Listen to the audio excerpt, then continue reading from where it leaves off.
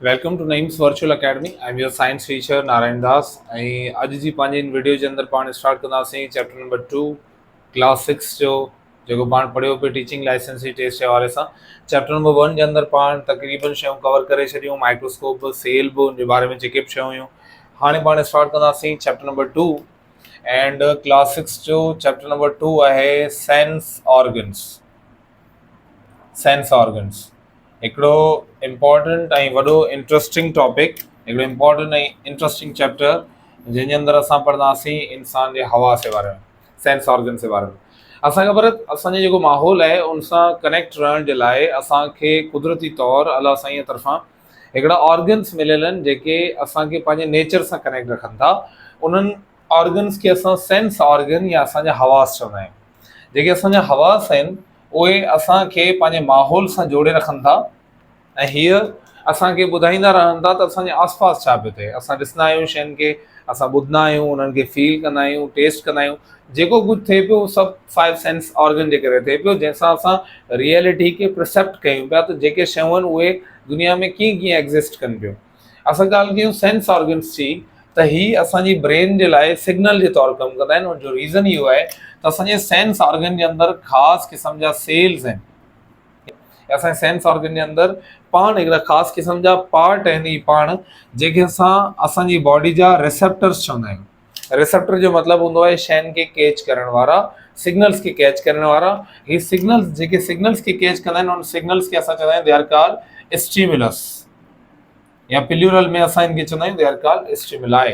त जेके कुदरत मां असांखे सिग्नल मिलनि पिया, जीअं मुंहिंजे आसपास जेके आहिनि, मूंखे गर्मी फील थिए पई या सर्दी फील थिए पई, या असांजे नेचर जे अंदरि जेके बि कुझु तब्दीलियूं अचनि पियूं, मूंखे गर्मी फील थिए पई, सर्दी फील थिए पई, ऐं शयुनि खे ॾिसां पियो, मूंखे लाइट फील थिए पई या डार्कनेस फील थिए पई, इहे जेके बि शयूं आहिनि इहे सभु कुदरत जा स्टिमुलाई आहिनि, इहे सिग्नल आहिनि।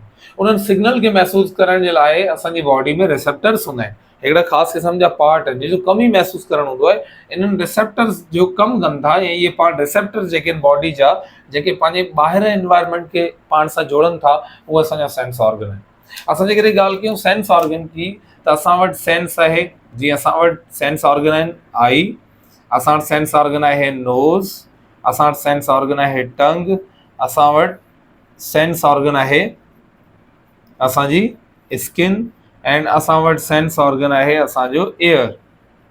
त असां वटि 5 सेंस ऑर्गन आहिनि जंहिंजो कमु हूंदो आहे डिफरेंट डिफरेंट टाइप जा स्टिमुलाई खणणु, ऐं उन स्टिमुलाई जे हिसाब सां पंहिंजी बॉडी जे अंदरि जेको पंहिंजो CNS आहे, पंहिंजो सेंट्रल नर्वस सिस्टम आहे, जेको असांजो ब्रेन आहे, उनखे ॿुधाइनि तव्हांजे आसपास छा पियो थिए। त ठीकु आहे, तव्हांखे इहो ज़हन में रखिणो आहे त सेंस ऑर्गन जेके आहिनि बॉडी जा रिसेप्टर्स आहिनि, ऐं इहे जेके सिग्नल खे कैच कंदा आहिनि उन सिग्नल खे स्टिमुलाई चइबो आहे। ऐं असां वटि टोटल 5 सेंस ऑर्गन्स आहिनि, which are eye, nose, tongue, skin ऐं ईयर। ये जनरल शयूं आहिनि जेके तव्हांखे ईज़िली ख़बर हूंदियूं, 4-5 जे क्लास जे अंदरि बि तव्हां पढ़ियो हूंदो इनखे।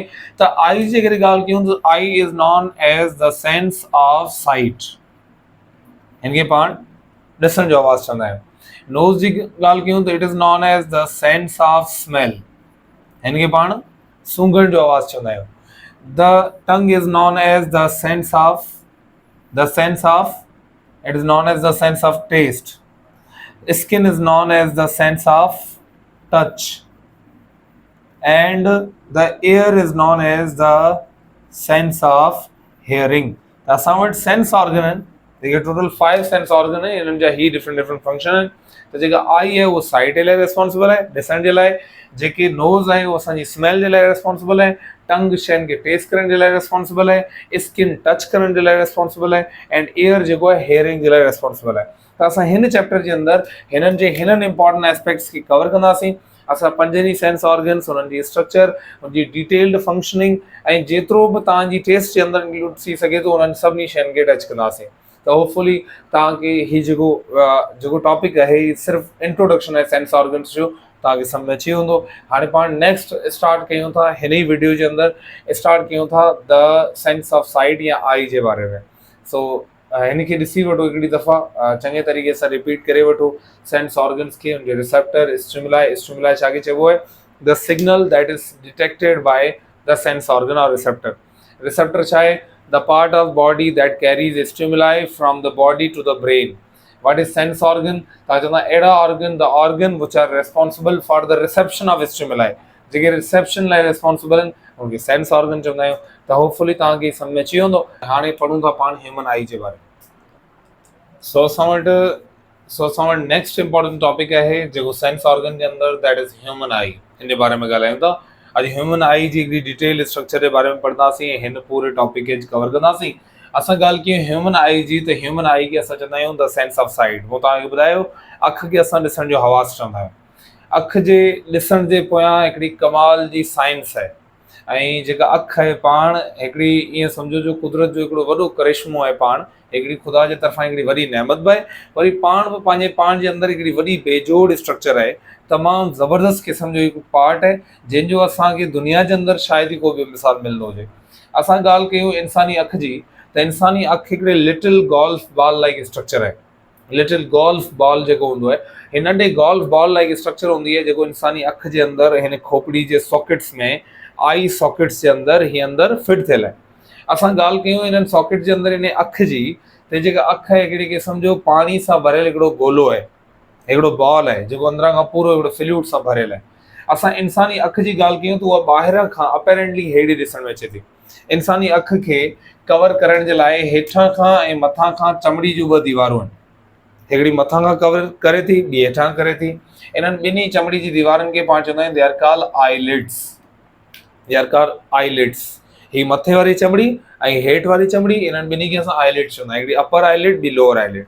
जेका अपर आईलिड हूंदी आहे इन जे अंदरि नंढे क़िस्म जा पाउच हूंदा आहिनि, नंढा पैकेट हूंदा आहिनि जंहिंजो कमु हूंदो आहे ही टीयर खे पैदा कंदा आहिनि। टीयर माना असांजे ॻोड़नि खे, जॾहिं असां रोईंदा आहियूं त उन पाणी खे पैदा करण जे लाइ हिते ख़ासि क़िस्म जा पाउच हूंदा आहिनि जेके असां टीयर ग्लैंड्स चवंदा आहियूं। टीयर ग्लैंड्स, इनखे लैक्रीमल ग्लैंड्स बि चवंदा आहियूं। जेके लैक्रीमल ग्लैंड्स आहिनि या टीयर ग्लैंड्स आहिनि, उहे टीयर ग्लैंड्स छा कंदा आहिनि, असांजी अखि जी सफ़ाई कंदा आहिनि। उन खां अलावा असां जॾहिं जज़्बाती हूंदा आहियूं, जॾहिं असां रोईंदा पिया आहियूं, त ओॾी महिल असांजी अखि जे अंदरि इन पाणी खे पैदा करण वारा टीयर ग्लैंड्स। असां ॻाल्हि कयूं टीयर ग्लैंड जी, त वैसे इन जो फ़ाइदो बि आहे। फ़ाइदो इहो आहे त असांजी अखि खे साफ़ करण जे लाइ टीयर ग्लैंड्स मां जेके टीयर पैदा थियनि था उन में हिकिड़ो प्रोटीन हूंदो आहे जेको लाइसोज़ाइम आहे। लाइसोज़ाइम हिकिड़ी क़िस्म जो प्रोटीन बि आहे, हिकिड़ी क़िस्म जो एंज़ाइम बि आहे जंहिंजो कमु इहो हूंदो आहे न, इहो हिकिड़ी क़िस्म जो प्रोटीन आहे जंहिंजो कमु हूंदो आहे त ही एंटी बैक्टीरियल प्रॉपर्टीज़ रखंदो आहे। माना असांजे अखि जे अंदरि जेके को बैक्टीरिया वग़ैरह आहिनि त उनखे किल करण जे लाइ ही नेचुरली हिकिड़ो क़िस्म जो एंटीबायोटिक आहे जेको लैक्रीमल ग्लैंड्स जेके आहिनि या टीयर ग्लैंड्स रिलीज़ कंदा आहिनि। असां ॻाल्हि कयूं इंसानी अखि जी, त उनजे जेके अपेरेंट पार्ट आहिनि उनमें हिकिड़ो ही वाइट कलर जो पार्ट असांखे ॾिसण में अचे थो।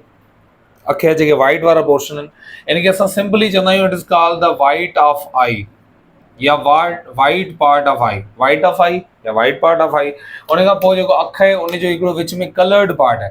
असां हर कंहिंजे हिकिड़े अखि जो हिकिड़ो पर्टिकुलर कलर आहे, ब्राउन आहे, डार्क ब्राउन आहे, ब्लू आहे, ब्लैक आहे। त जेकी अखि जो जेको कलरफुल पार्ट आहे, इन कलरफुल पार्ट खे असां चवंदा आहियूं it is called iris. It's called iris. Colourful part आहे आई जो जेके असां आइरिस चवंदा आहियूं। वाइट पार्ट खे वाइट ऑफ आई चवंदा आहियूं। जेका अखि आहे उनजी ॿिन्ही कवरिंग्स खे असां आईलिड चवंदा आहियूं। अपर आईलिड में, लोअर में न, अपर आईलिड जे अंदरि टीयर ग्लैंड्स हूंदा आहिनि, लैक्रीमल ग्लैंड्स हूंदा आहिनि जेके टीयर खे पैदा कंदा आहिनि। ऐं उन खां अलावा जेकॾहिं तव्हां इंसानी अखि खे ध्यानु सां ॾिसो, ध्यानु सां जेकॾहिं तव्हां कैमरा खे के मिरर खे खणी जेकॾहिं वेझो करे ॾिसंदा तव्हां ईअं लॻंदो इंसानी अखि जे ॿाहिरां खां जेका मथी लेयर आहे उन मथां हिकिड़ी बारीक शीशे जहिड़ी हिकिड़ी बिल्कुलु शफ़ाफ़ हिकिड़ी लेयर चढ़ियल आहे। उन लेयर वारे अॻियां वारे हिसे जे अंदरि थोरो वरी कर्व आयल आहे।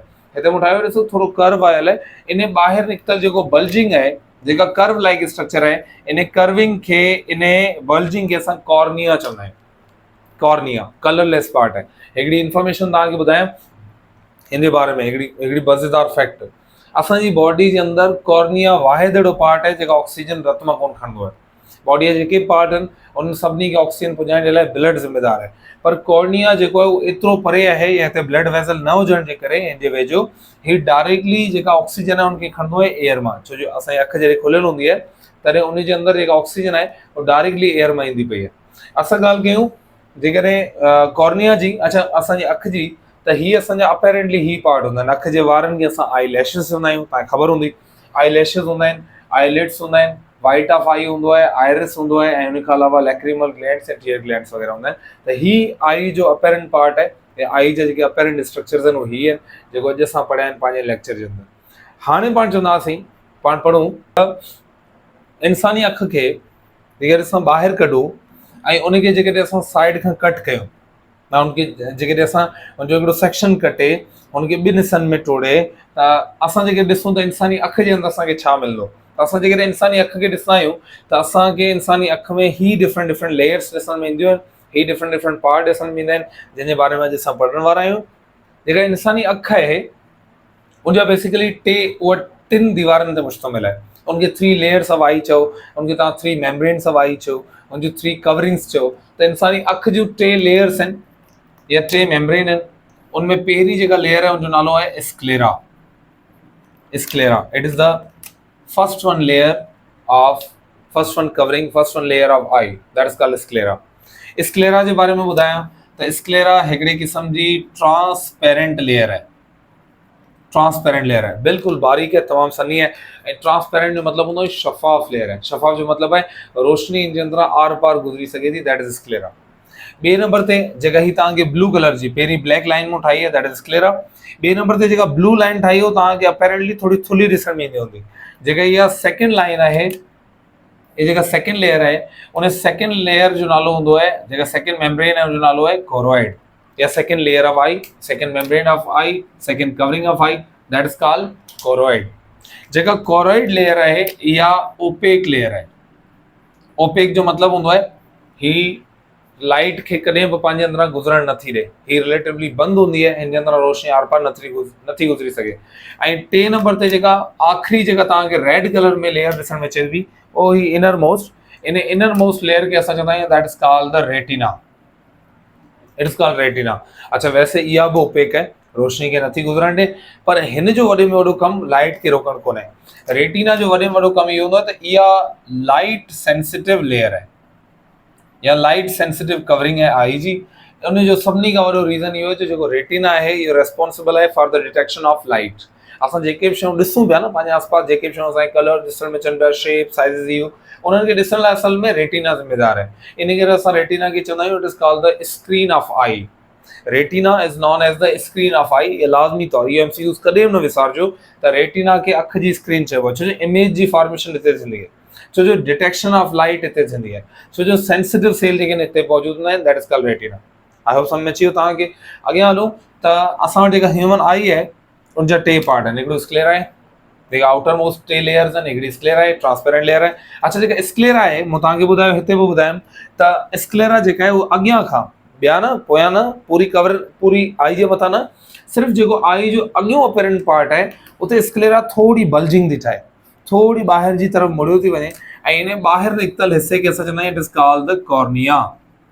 It is called cornea. मूं तव्हांखे ॿुधायो त इहा बल्जिंग आहे, एक्चुअली इहो कॉर्निया ॿियो कुझु बि कोन्हे बल्कि स्क्लेरा आहे जेका बल्जिंग जी फॉर्म में थोड़ी ॿाहिरि निकितल आहे। उन खां पोइ असां ॾिसूं त कॉर्निया खां बिल्कुलु पोइ हिते हिकिड़ो पाणी भरियल आहे।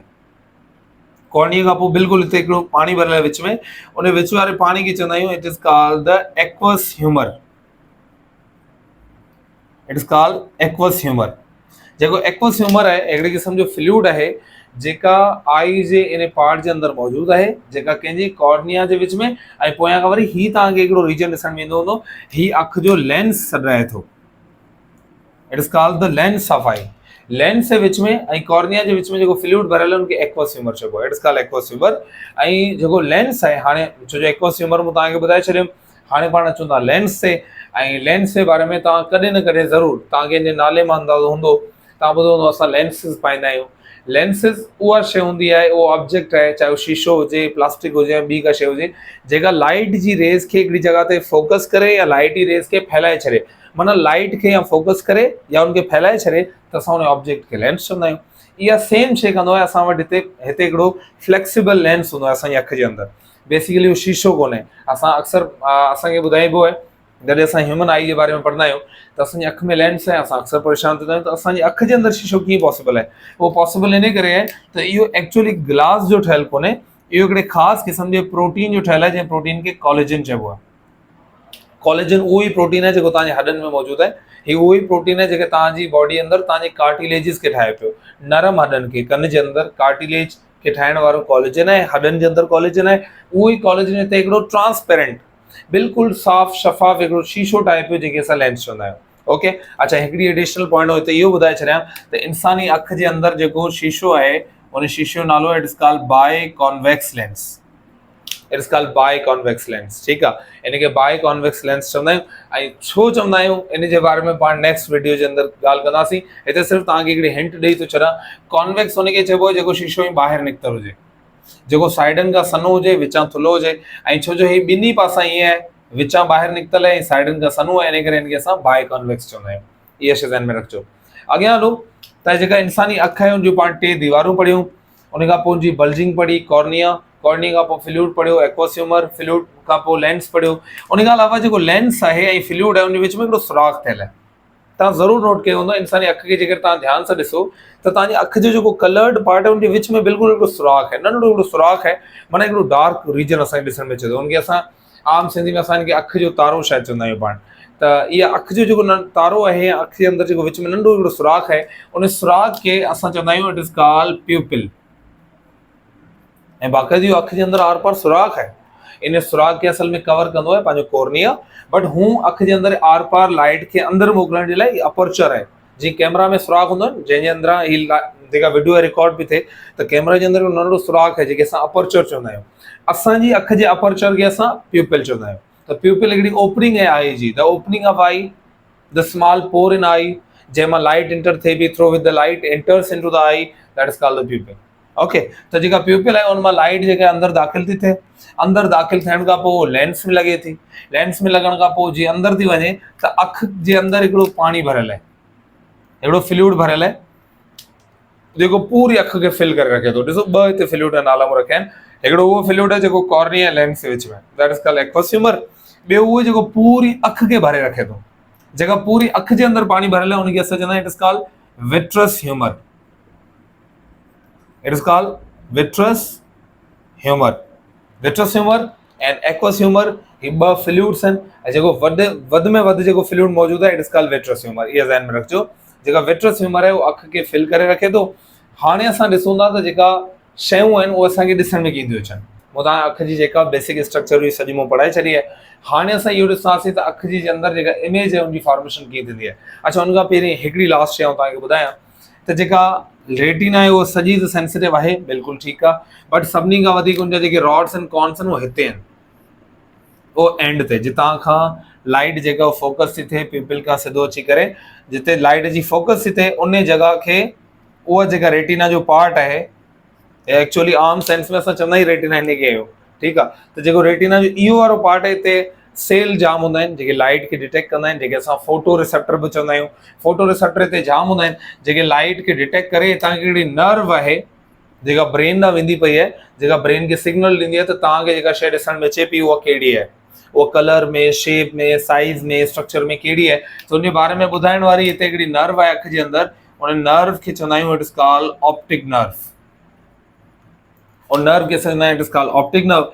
ऑप्टिक नर्व उहा नर्व आहे जेका आई जे अंदरां जेके सिग्नल्स आहिनि उन लाइट जे सिग्नल्स खे कन्वर्ट कंदी आहे इलेक्ट्रिक इम्पल्सिस में, इलेक्ट्रिक सिग्नल्स में, जेके पोइ ट्रांसमिट कंदी आहे ब्रेन ॾांहुं, that is called the optic nerve. मूं तव्हां पहिरीं पढ़ायो आहे।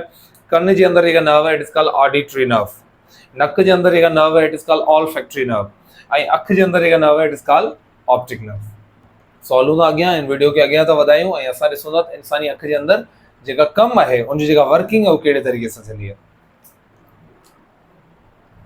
जी बाबा, सो हाणे असां जेकॾहिं ॻाल्हायूं त वर्किंग ऑफ ह्यूमन आई ते त इंसानी अखि कहिड़े तरीक़े सां कमु कंदी आहे, त उनजे लाइ असांखे पहिरीं इहो ॾिसणो पवंदो त जेके लाइट जूं रेज़ आहिनि उहे कहिड़े तरीक़े सां पास थियनि थियूं अखि मां ऐं किथे फोकस थियनि थियूं, पोइ इमेज जी फॉर्मेशन कीअं थी थिए।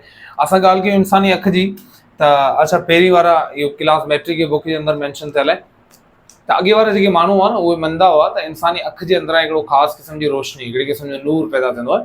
उहा रोशनी छा कंदी आहे, जॾहिं शयुनि जे मथां किरंदी आहे त उन सां शयूं विज़िबल थींदियूं आहिनि। माना जेकॾहिं ऊंदाहो कमिरो आहे त असांजी अखि मां ई का अहिड़ी रोशनी वञे थी जेका वञी करे शयुनि ते पवे थी ऐं जंहिंसां असांखे शयूं ॾिसण में अचनि थियूं। उन कॉन्सेप्ट खे क्लियर कयो हो हिकिड़े साइंटिस्ट, हिकिड़ो मुस्लिम साइंटिस्ट हो जो नालो हो इब्न अल हैशम, या इब्न अल हैथम बि चवंदा आहियूं। इब्न हैथम या इब्न अल हैशम छा कयो त उन चयो त असांखे शयूं विज़िबल तॾहिं थींदियूं आहिनि, असांखे शयूं ॾिसण में तॾहिं ईंदियूं आहिनि जॾहिं असांजी अखि मां का रोशनी न बल्कि कंहिं ॿिए लाइट जे सोर्स सां जॾहिं रोशनी उन्हनि ते लॻी, जॾहिं उतां खां रिफ्लेक्ट थी असां ॾे ईंदी आहे त उतां खां लॻी करे जॾहिं बाउंस बैक थींदी आहे त असांजी अखि जे अंदरि दाख़िल थींदी आहे। जॾहिं उहा असांजी अखि जे अंदरि दाख़िल थींदी आहे त उन सां असांखे उनजी इमेज क्लियर थींदी आहे। त इन खे असां चवंदा आहियूं it is called the law of reflection, इन खे लॉ ऑफ रिफ्लेक्शन बि चवंदा आहियूं। त असां ॻाल्हि कयूं लॉ ऑफ रिफ्लेक्शन जे हिसाब सां त इंसानी अखि कीअं ॾिसंदी आहे, त सभिनी खां पहिरीं जेका रोशनी आहे उहा कंहिं बि शइ ते टकराइजी इंसान जी अखि जे अंदरि दाख़िल थींदी आहे। जॾहिं उहो इंसान जी अखि जे अंदरि दाख़िल थींदी आहे त उहो कॉर्निया सां टकराईंदी आहे। कॉर्निया छा कंदी आहे, उन लाइट खे बैंड कंदी आहे, उनखे थोरो मोड़ींदी आहे, ताकी उन करे मोड़ींदी आहे ताकी उन सुराख जे अंदरि दाख़िल थी सघे, जे सुराख खे असां प्यूपिल चवंदा आहियूं। पाण पढ़ियो जेको प्यूपिल आहे उहो छा थो करे, जीअं लाइट इन जे अंदरां गुज़रंदी आहे त प्यूपिल छा थो करे, उन लाइट जी जेका लाइट आहे उनखे डायरेक्टली खणी थो वञे लेंस जे मथां। जेको लेंस आहे उहो छा थो करे, उन लाइट खे फोकस थो करे साम्हूं जेका स्क्रीन ऑफ आई आहे, जेका रेटिना आहे उनजे मथां। जॾहिं उनजे मथां उहो फोकस करे थो त उन फोकस करण जे करे जेका ऑब्जेक्ट आहे उन जूं जेके वेव्स ऑफ लाइट आहिनि उहे अलॻि डायरेक्शन में चेंज थी वञनि। जीअं हिते ॾिसो, जेको बेस आहे हिन मोमबत्ती जो, हिन मेणबत्ती जो जेको बेस आहे, उतां खां जेके लाइट रेज अचनि पियूं उहे जॾहिं लेंस सां टकराइनि थियूं त जेको लेंस आहे उनजो डायरेक्शन ॾिसो, हिते उनखे बैंड करे पियो। उनजी बैंडिंग जे करे उनखे थोरो टेढ़ो करण जे करे उहे जेके लाइट जूं रेज़ आहिनि उहे वञनि पियूं मथे पासे। माना हिन जो जेको मेणबत्ती जो बेस आहे उहो हाणे थी वेंदो मथे पासे। उन खां पोइ जेके उनजूं मथे वारियूं जेके लाइट जूं रेज़ आहिनि, जेके हितां खां लाइट जूं रेज़ अचनि पियूं रिफ्लेक्ट थी ऐं हितां खां पैदा थियनि पियूं, उहे जॾहिं हिन लेंस सां टकराईंदियूं आहिनि मथे पासे में त उनखे बैंड करे हेठे पासे उछलाए छॾींदो आहे। जंहिंजे करे जेका मेणबत्ती आहे जेका ॿाहिरि त सिधी आहे बट उहा असांजी अखि जे अंदरि हमेशह उबती फॉर्मेशन थींदी आहे, उनजी जेका इमेज आहे हमेशह उल्टी ठहंदी आहे। त असां चवंदा आहियूं इंसानी अखि जे अंदरि जेका इमेज ठहंदी आहे उहा हमेशह इनवर्टेड हूंदी आहे। इनवर्टेड माना हमेशह उबती हूंदी आहे। उन उबते थियण जो काज़ केरु आहे, तव्हां चवंदा उनजे उबते करण जो काज़ आहे लेंस। जेको लेंस आहे उनजी लाइट जी रेस खे अहिड़े तरीक़े सां बैंड कंदो आहे उनखे फोकस करण जे लाइ, त उहो जेका लाइट जेका साम्हूं वारो ऑब्जेक्ट आहे उहो इंसानी अखि जे अंदरि उबतो थी वेंदो आहे, इनवर्टेड थी वेंदो आहे। त होपफुली तव्हांखे सम्झ में अची वेंदो, जेका इंसानी अखि आहे उनजे अंदरि जेका फोकस ऑफ लाइट आहे उहो कमु हूंदो आहे लेंस जो। इमेज जी जेका फॉर्मेशन आहे उहो असल जॻह हूंदी आहे उनजी रेटिना। अच्छा, रेटिना जे बारे में कुझु इंपॉर्टेंट शयूं तव्हांखे ॿुधायां। जेका रेटिना आहे उनजे अंदरि ख़ासि क़िस्म जा सेल्स हूंदा आहिनि। ॿ इंपॉर्टेंट सेल आहिनि, हिकिड़नि खे रॉड्स चइबो आहे, ॿियनि खे कॉन्स चइबो आहे। रॉड्स एंड कॉन्स कॾहिं न विसारजो, ॿ इंपॉर्टेंट सेल आहिनि, हिकिड़ा रॉड्स आहिनि ॿिया कॉन्स आहिनि। जेके रॉड हूंदा आहिनि उहे तॾहिं कमु ॾींदा आहिनि जॾहिं तव्हां ॾिसंदा हुजो डिम लाइट माना ऊंदाही, जीअं हल्की माना रोशनी आहे, कमरे जे अंदरि थोरी ऊंदाही आहे, बल्ब जेको आहे हिकिड़ो ॿरे पियो या घटि ॿरे पियो, या ईअं सम्झो हिकिड़ो तव्हां ॾींहं जे टाइम हिकिड़े कमरे जे अंदरि दाख़िल थिया हुजे, कमरो ऊंदा हुओ जिते रोशनी जेका आहे न पई अचे किथां खां, त असां अहिड़ी कंडीशन जे अंदरि असांजी जेका अखि आहे जंहिं सेल्स खे वधि खां वधि इस्तेमालु कंदी पई आहे उहे रॉड्स हूंदा आहिनि, उहे रिसेप्टर फोटो रिसेप्टर रॉड्स हूंदा आहिनि। पर जॾहिं तव्हां ब्राइट लाइट में हूंदा आहियो, ब्राइट माना तेज़ रोशनी आहे, जीअं हींअर तव्हांखे बोर्ड जेको विज़िबल ॾिसण में अचे पियो, तव्हां ॾींहं जी रोशनी में जेके शयूं ॾिसो पिया उन ब्राइट लाइट खे ॾिसण जे लाइ रेस्पॉन्सिबल आहे कॉन्स। हे ब्राइट लाइट ऐं प्लस में हिन जो ही रेस्पॉन्सिबल हूंदो आहे टू सी कलर्स, ही कलर्स खे बि ॾेखारींदो आहे। हिकिड़ी फैक्ट जी ॻाल्हि ॿुधायां पियो तव्हांखे, तव्हां नोट कयो हूंदो ज़रूरु। तव्हां जॾहिं ऊंदाहे हिकिड़े कमरे जे अंदरि, तव्हां हिकिड़े रोशनी वारी जॻह में आहियो, तव्हां हिकिड़े ऊंदाहे कमरे जे अंदरि जॾहिं दाख़िल थींदा आहियो तॾहिं थोरी देरि जे लाइ तव्हांखे कुझु बि शइ ॾिसण में न ईंदी आहे। उनजो रीज़न इहो हूंदो तव्हांजी जेका अखि आहे उहा शिफ्ट थींदी पई आहे कॉन्स खां रॉड्स खे एक्टिव कंदी पई आहे, छो जो हाणे रॉड्स जो कमु आहे, कॉन्स जो कमु कोन्हे, तव्हां डिम लाइट में अची विया आहियो। एक्ज़ैक्टली सेम वे में जॾहिं तव्हां हिकिड़े ऊंदाहे कमरे मां अचानक सां ॿाहिरि रोशनी में वेंदा आहियो, थोरी देरि जे लाइ अखि जे साम्हूं माना छा चवंदा आहियूं पाण सिंधी में अंधारी अची वेंदी आहे, या पाण चवंदा आहियूं जेका रोशनी एतिरी वधीक हूंदी आहे जो असांखे सवली ॾिसण में न पवंदी आहे। उनजो रीज़न छा आहे, असांजी जेका अखि आहे कॉन्स खां रॉड्स खां शिफ्ट थिए पई कॉन्स ॾांहुं। त इहा ॿिन्ही कंडीशन्स में असां चवंदा आहियूं रॉड्स एंड कॉन्स जेके आहिनि उहे अलॻि अलॻि कंडीशन लाइ रेस्पॉन्सिबल आहिनि। हिकिड़ी ॿी फैक्ट जी ॻाल्हि, त जेके ॿिलियूं आहिनि उनजी अखि में कॉन्स वधीक हूंदा आहिनि, रॉड्स वधीक हूंदा आहिनि, जंहिंजे करे उहो डिम लाइट जे अंदरि ॾिसी सघे थी, माना ऊंदाही जे अंदरि ॿिलियुनि खे साफ़ ॾिसण में अचे पियो, छो जो उनजे अंदरि रॉड्स जाम आहिनि। कॾहिं कॾहिं माण्हुनि खे हिकिड़ी बीमारी थींदी आहे जंहिंजे अंदरि उनमें विटामिन ए जी कमी थी वेंदी आहे। विटामिन ए जी कमी जे करे उनखे हिकिड़ी बीमारी थींदी आहे जेके चइबो आहे नाइट ब्लाइंडनेस, राति जो नज़र न अचणु, विटामिन ए जी कमीअ करे थींदी आहे। ऐं उहो असल में रेटिना जी बीमारी आहे जंहिंमें रॉड्स इफेक्ट थींदा आहिनि, छो डिम लाइट में माण्हू नथो ॾिसी सघे। आई होप सम्झ में अची वियो तव्हांखे। अच्छा, जेके कॉन्स जेके दुनिया में तव्हांखे कलर्स ॾिसण में अचनि पिया आहिनि, बोर्ड ते तव्हांखे ही जेके कलर ॿ टे ॾिसण में अचनि पिया, कलर्स के ॾेखारण वारो कॉन्स आहे। जेको रॉड हूंदो आहे उहो सिर्फ़ु ब्लैक एंड वाइट ॾेखारींदो आहे। उन करे जॾहिं तव्हां कंहिं बि हिकिड़े ऊंदहि कमरे में दाख़िल थींदा आहियो त तव्हांखे इहो ख़बर कोन पवंदी आहे त हीअ शइ येलो आहे, ब्लू आहे, ग्रीन आहे। न, तव्हांखे जेके बि शयूं आहिनि उहे तव्हांखे या ब्लैक ॾिसण में ईंदियूं पियूं आहिनि या पोइ तव्हांखे वाइट ॾिसण में ईंदियूं पियूं आहिनि। या हल्कियूं ब्लैक हूंदियूं आहिनि या तेज़ ब्लैक हूंदियूं आहिनि या हल्कियूं वाइट हूंदियूं आहिनि या तेज़ वाइट हूंदियूं आहिनि। आई होप तव्हांखे सम्झ वियो। असां वटि ही लेक्चर हो पूरो ह्यूमन आई जे बारे में। हाणे क्विकली ॿ टे MCQs तव्हांखे ॿुधायां थो त हिन मां कहिड़े क़िस्म जा MCQs अची सघनि था। ॿुधायो what is the which part of ॿुधायो त which part of eye is known as the screen of eye? You will say retina. Which part of eye is responsible for to focus the image? Yeah, for to focus the light rays on retina. That is lens. The lens of human eye is made up of collagen. What is the first layer of eye called? That is called sclera. The bulging of eye in front of eye is called cornea. What is the name of eye what is the name of part of eye that gets oxygen directly from air? That is cornea. What is the name of fluid that fills the eye? That is called vitreous humor. So hopefully तव्हांखे video जेका आहे सम्झ में अची वई हूंदी। हिन जे अंदरि जेको टॉपिक आहे तव्हां इज़ीली अंडरस्टैंड करे वरितो हूंदो। मिलूं था पंहिंजी नेक्स्ट वीडियो जे अंदरि। Thank U.